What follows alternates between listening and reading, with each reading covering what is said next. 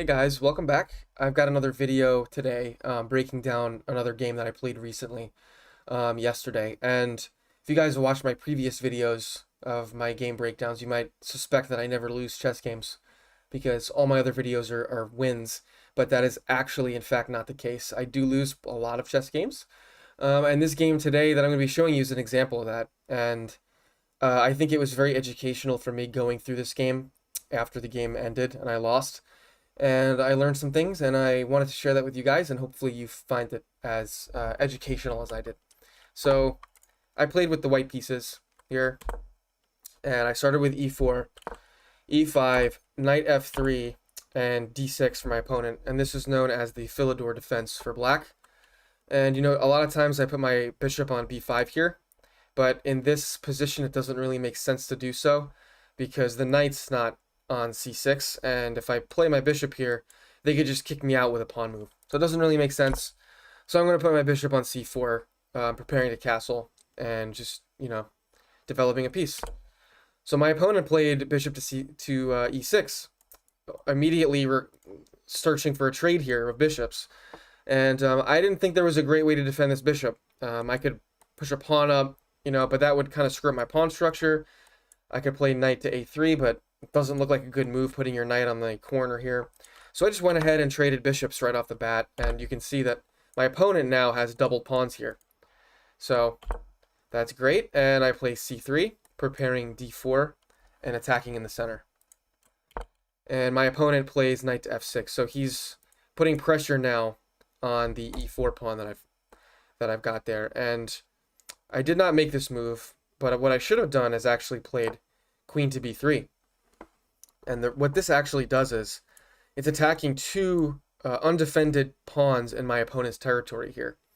And you can see, say if I take, or let's say black just goes ahead and takes the pawn there. If I can hit this king with check, I'm winning a pawn. If he blocks this way with the bishop, that's great. If he blocks with the queen, I can actually make my way all the way around and take this pawn over here and threaten even more damage on that side. But a better move is probably just taking this b7 pawn, because these two pieces are not connected. They're not defending each other, so this pawn's under attack right now. He's got to move this knight out of the way. And obviously, if he moves his knight to either a6 or c6, I'm just going to go ahead and take the knight with check again here. So that wouldn't be a great move, but if he just goes ahead and moves the knight to d7, well, guess what? Here's other knights hanging as well. So that was a very tempting, or a very good move to play if I would have spotted it, but instead I played d3, and you'll notice this isn't my plan from the beginning. I wanted to actually play d4, but this is kind of a concession I made here, expecting to, after I castle and after I get the rook out, you know, defend this pawn and then push my d pawn. So that was my plan. He plays c5, and now I played queen to b3, believe it or not. So I'm attacking these two undefended pawns now, but there's an issue, or it doesn't really work the way it did before because he had played c5. So now in playing c5, all he has to do is move this queen forward, and he's defending both pawns. Otherwise, this pawn would have been blocking here. So a move too late for me, but still a good move. I'm tying his queen up, so I'm okay with it. I castle, and my opponent plays h6. Kind of stopping this bishop pin here. And I move my rook out, defending this pawn so that I can move forward with these pawns here. Okay, another pawn move for my opponent. And I play in the middle. I play d4. My opponent takes, and I take back. If he takes, I'm going to just take with my knight. So he actually plays, moves his bishop to e7, preparing to castle on his side of the board. And okay, I keep developing. I see this move here, which I'm going to play next move, but I wanted to continue to develop a little bit before I thrust it forward with some more pawn pushes. And he castles. So now I play e5. So if he takes, I can take back, and I'm now attacking this knight. So he actually moves the knight out of the way, but he moves the knight out of the way to the wrong spot. He could have moved backwards, which doesn't look great because your knight's not in the game anymore. And I've got the center here. But he moves forward, and now the knight's kind of trapped. So I play h3. Can't go here. He can't go here because I'm going to take him. So he does the only thing, he can't go here, obviously, so he does the only logical move, I guess, from this point, which is just taking my pawn with the knight, sacking the knight. So I go ahead and take with my king, and now he actually sacks his rook for my knight. And this is my first mistake of the game. Let's see. I took less than 10 seconds to make this move. I take with the pawn, which is a mistake, which might be obvious to you guys looking at this now. I should have taken with the king, but I take with the pawn, and now he hits me with the check here with his bishop. So he's basically skewering, as they say, my king and my rook. So I move my king out of the way, he takes the rook, and I recapture. Now, that was a mistake by me, but I'm still up because he still had to sack his knight at the beginning of this whole exchange. So I'm actually up a piece for a pawn right now. So it's important to keep in mind, because I am up material, I'm winning, and there's no need to rush or to do unnecessary things when you're up in the game. You know, you can take your time, you can trade and get in a favorable position and hopefully win the end game from there. But as we'll see, this isn't exactly what I ended up doing in this game. So, okay, he plays d5, and I move my bishop here. I want to get my rook out. I was even thinking about moving my rook to the g file here as a potential open file, kind of bearing down on his king. But also, this pawn was undefended. So I wanted to defend that guy, and we trade pawns here. So great, I'm still up 2 points. I'm still up a piece for a pawn. Okay, now he moves his knight forward, attacking my bishop. Undefended bishop. And I move my queen to a4. My idea is, okay, if you want to take my undefended bishop, fine, but I'm going to take your queen. So, not a great trade for my opponent. And he moves his queen out of this pin that I've created. And now I've got my rook to c1. So, not only was my queen pinning, but it's also defending the bishop here if he decides to take it. So now I move my rook into the game, and I line it up with the queen, and he moves the queen again. And I move my knight backwards to e2. And my idea here was to get my knight onto g3 and support this pawn push here is my plan. Also, I'm defending the bishop for the time being as well. So, okay. My opponent pushes b5, and I move my queen back, lining up this battery here. It is a threat. It's pretty easy to defend, but one of the good things is I know my opponent's going to play next move. He's got to play rook to c8. So, you know, keeping him in check. So now I push my pawn forward, and now I have this idea that I've got going on here. Okay, he pushes his pawn, and I move my knight. So if he takes the bishop, I'm going to take the rook with check. He's got to take back, and I'm going to take his queen there. So I'm going to be ahead in that trade as well. I'm going to be just fine in that position, so I'm not really worried about that. Okay, but now he moves his knight back, and this is actually a very good move. He opens up an attack on my queen, which I have to respond to. He's also defending this pawn push here, even though I've got my queen and my knight bearing down on it at the moment. I think this was a great backwards knight move, which are often tough to see because people don't really often want to move their knights backwards. But good move by my opponent. And I just move my queen to d4, keeping her options open here, obviously defending the rook. Expecting him to maybe take the rook, even though he's down. You don't want to trade when you're down, but let's see what he does. He just plants his rook on c4, attacking the bishop. So I just went ahead and traded because I'm up. So I trade, and he recaptures. Now he's got this pawn kind of a little bit more advanced in my space here. And here, let's see, I had 8 minutes on the clock. So I don't know what I don't know what the panic was here for me.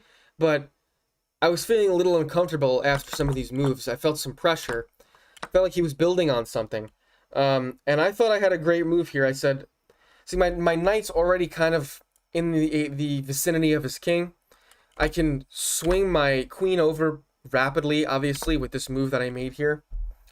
And I'm threatening a couple things. What I'm threatening really is knight to h5.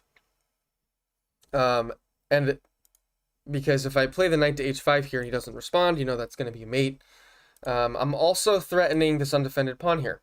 So I felt like it was a good move at the time. And it was okay. But it turns out there's a great move for black here. It's just planting his queen directly on d5. Because black is now defending that pawn. He's also attacking my undefended piece, which is this bishop here. I could have maybe moved my knight back. I could have moved my bishop, probably not to c3, because then he's just going to pawn push. But what I did was, okay, you can attack my undefended bishop here, but I'm going to play knight to h5. And this is kind of really where this whole thing fell apart, because I didn't continue the thought process of whether this attack was really going to work or not. I saw that there was a lot of pressure here for me. I felt good about it, but obviously didn't do all my math, because didn't really end up working. But obviously my opponent's got to respect this. Now the move I didn't see, okay, first he checks me a couple times. And obviously the thing is, if he just takes my bishop, that's checkmate. So he can't take my undefended piece yet. And I thought that was really what was going to keep me winning this game. And he continues to check me. But now he plays this brilliant move, knight to f5. And this move is so great because, number one, it's defending checkmate, okay? So that's great, but it's at the same time setting up checkmate for me, against me. So it's accomplishing two game-swinging things for my opponent. And that's a move that I didn't really see coming, or I don't want to say possible, but I didn't see this, because this really totally just quelched my attack, just stopped my attack in its tracks. So now I've got to figure out, okay, if I don't create a very severe threat here, I've got to either defend this or do something just as dangerous to my opponent.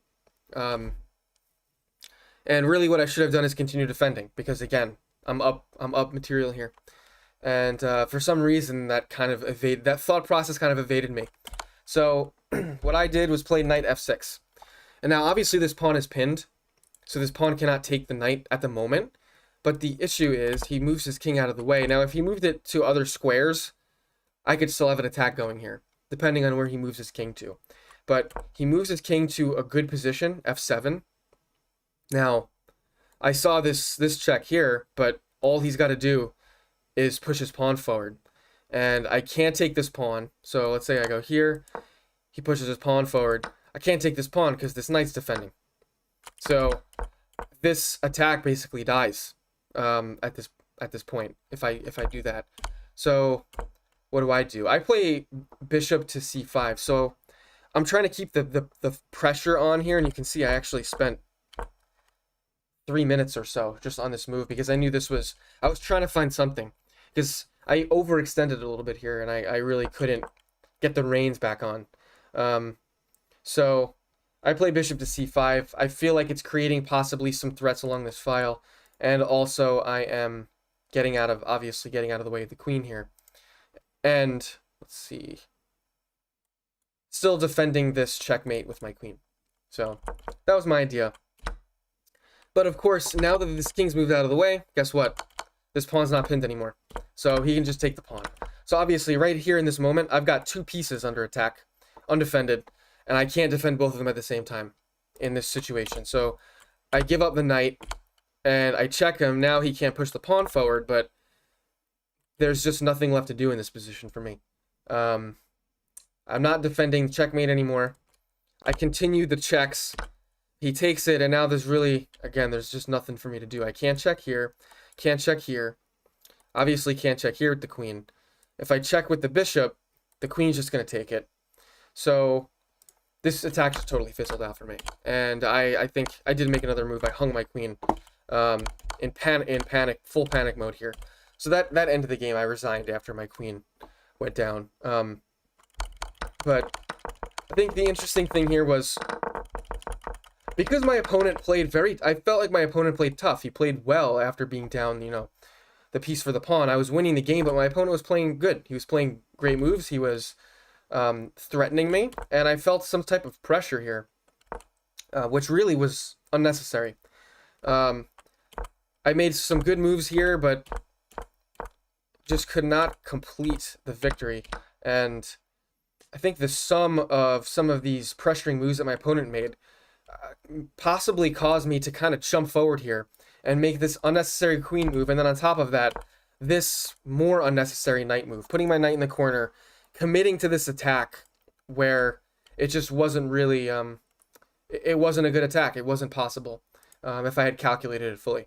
So I think the lesson here for me was when you're up, play logical, smart chess. Don't do anything crazy. And don't put all your eggs in one basket on this attack here that I had going. I could have just defended the bishop. I could have, kept my pieces in order, kept my pieces coordinated together, and played a slow, methodical game. But I chose not to do that, and my opponent capitalized. So that was basically the game. Hope you guys enjoyed that, and I guess I'll just see you next time.